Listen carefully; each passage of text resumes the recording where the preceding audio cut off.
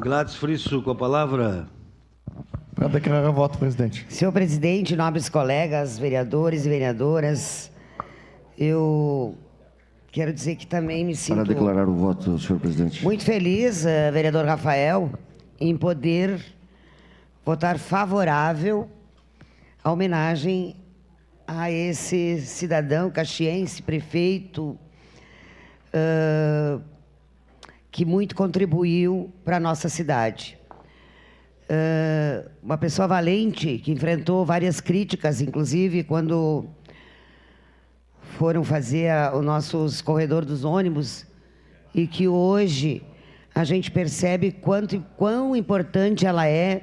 Cada vez que eu passo por esses corredores, a gente percebe que eles continuam intactos e não tem aquelas ondulações que provavelmente estariam um caos da nossa cidade para estar sempre consertando.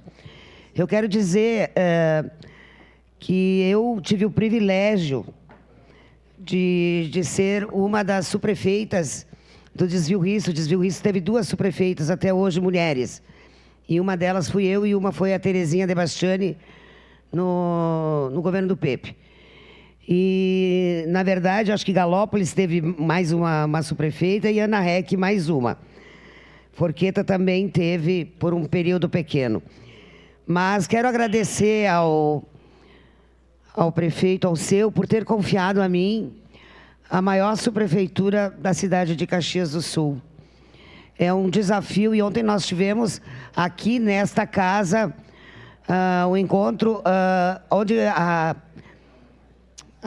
ex-deputada Marisa Fórmulo dizia: por que somos tão poucas? Somos tão poucas porque nem sempre nos dão oportunidade. Eu tive a oportunidade dada por esse ser humano de visão, né? Que a mulher é importante. Então, votarei favorável com muita alegria.